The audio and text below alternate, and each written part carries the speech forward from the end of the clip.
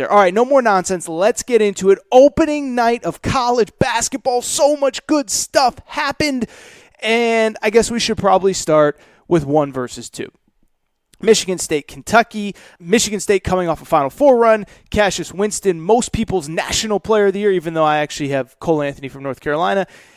And the story, of course, is Tyrese Maxey. And I honestly, I don't know how much else I should say other than that Kentucky had Tyrese Maxey, Michigan State didn't, and that is why Kentucky is 1-0. That is why, assuming that they win this weekend when they return to the court, which I would assume Kentucky is going to against Eastern Kentucky later this week, they'll be number 1 when we get our new poll out, because they went to Madison Square Garden and beat Michigan State in what wasn't a great game. But as I just said, the difference was one team had Tyrese Maxey and one team didn't. And I know all of you watched the game. But again, it was an unbelievable effort by Tyrese Maxey, freshman from Dallas. He finishes the game, by the way, coming off the bench with 26 points. And what was so impressive, showed off the full offensive arsenal. He had a bunch of runners. He had a bunch of floaters. He hit a couple deep threes, including one that basically iced the game with a minute to go. The score was, I believe, 62-60, and he nailed a three to basically seal the victory. And so that's the big takeaway from night 1 of the Champions Classic. That's what everyone's going to be talking about on Wednesday morning when you turn on First Take and all the shows that are going to be on in the morning. We'll be talking about Tyrese Maxey, 26 points. And he was the X factor for Kentucky. And so, again, I don't really know what to say about Kentucky other than that. Tyrese Maxey's a dog, man. But I'll tell you this. I think this was a best-case scenario for Kentucky. 1, you didn't lose. 2, you didn't lose by 30 like you did last year. But 3, you won a game against Michigan State, the number 1 team in the country, a team that, listen, it's early. It's night 1. Michigan State's going to be there till the end, man. Michigan State is going to get better as this season goes on, and I have a prediction that this win is going to continue to look better and better and better. And we're going to get to Duke and Kansas in a minute, but what I can definitively tell you is that I'm pretty sure Kansas has problems that probably aren't going to fix themselves over the course of the next month. Whereas you flip it, Michigan State, I just think they had a bad night, and I think they're going to play well. I think they're going to beat some good teams. I think this win is going to continue to look great for Kentucky. And so if I'm a Kentucky fan on Tuesday night, I feel great. And you know why I feel great? It's not just because you beat Michigan State. It's not just because you beat the number 1 team in the country. It's because you beat the number 1 team in the country in a game that is going to carry weight all year. And I know it sounds stupid to be talking about this stuff on opening night, but we're talking about a scenario. Kentucky's going to be battling for a number 1 seed. Kentucky is going to be battling for seeding in the NCAA tournament where they can stay close to home. And I'm not promising anything. I'm not guaranteeing anything. But let's keep in mind, there's a lot of good teams in the NCAA tournament that are going to be battling for similar seeding. Louisville, by the way, is going to be a team that's going to be battling for the same things and for the same regionals.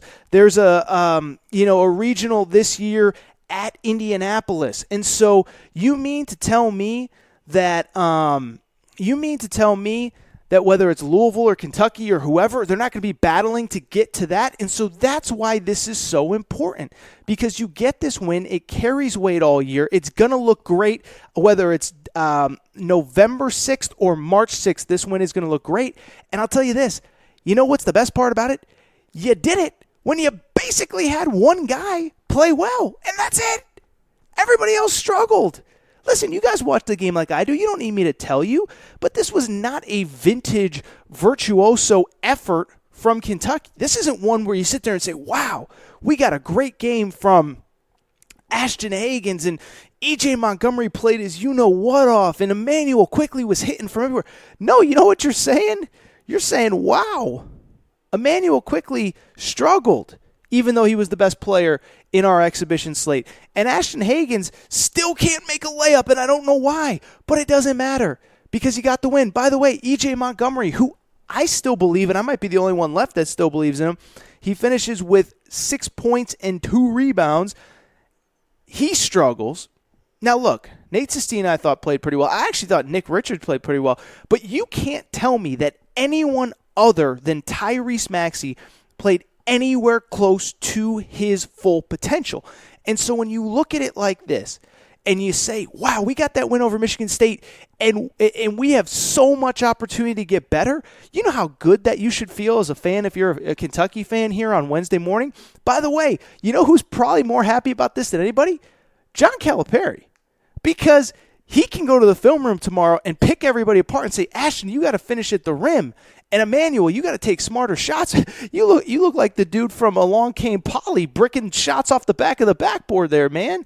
And EJ, you got to get your head out of your you-know-what. EJ, by the way, reminding me a lot of P.J. Washington early last year when P.J. Washington was kind of just going through the motions. EJ Montgomery doing the same thing. But John Calipari can go to the film room tomorrow and say, man, we got a lot to get better at.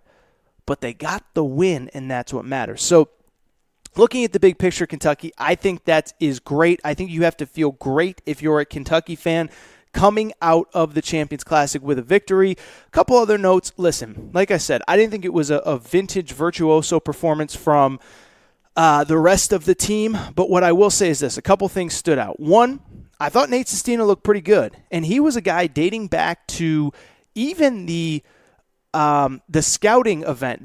Kentucky has that big scouting combine early in the season. I thought Nate Sistina looked better than I was expecting.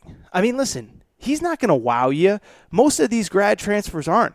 But if you can just get from Nate Sistina what you got from him on Tuesday night, 7 points, 6 rebounds, a couple threes, that's all you need from Nate Sistina. You don't expect him to get 20.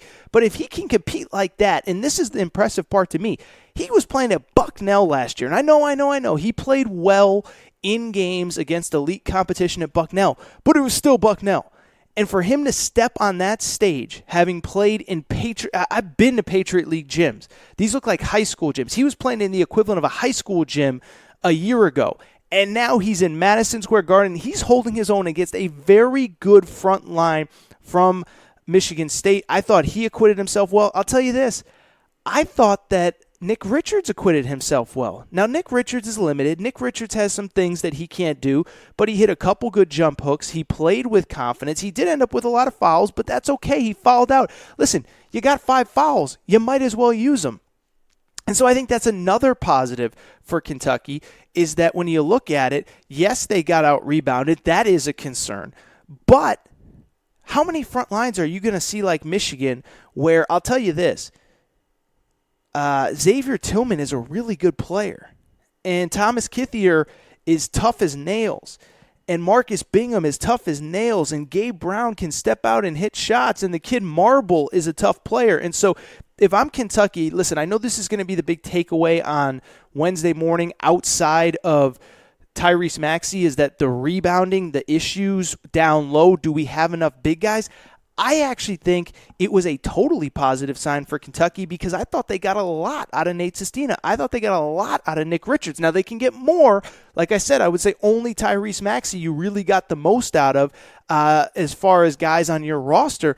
But I'm telling you, man, I think you got enough out of Nate Sistina, enough out of Nick Richards. If you could just get a little bit more out of EJ Montgomery, I think you're going to be okay in most games because most teams don't have the front court that Michigan State has. So those are my big picture takeaways with Kentucky. Tyrese Maxey was incredible, but I think the bigger picture is you got to feel great if you're a Kentucky fan because you're sitting here saying, man, we didn't even play that well. We just beat Michigan State. But you know what's great? When the selection committee gets together in March, they don't remember that you didn't play that well and that E.J. Montgomery struggled and that Ashton Hagans missed a couple layups. They just see that big win over Michigan State on a neutral court, and that is going to be at the top of Kentucky's resume all year. And then I also think in the bigger picture, you got to feel good about if we can do that on a neutral court, well, now we get Louisville at home. Florida's good, but I don't think Florida's Michigan State good. Who is the team in college basketball that you're like, we can't beat? I mean, maybe Louisville if Louisville was at Louisville, but it's at Rupp Arena this year. So it is a great night to be a Kentucky fan. It's a great night, I think, to be John Calipari because you can go back to the drawing board and say, guys, we got this win, but we got a lot of work to do. Obviously, you want to see more out of Ashton Hagans. You want to see more out of E.J. Montgomery. but I thought it was a positive night overall.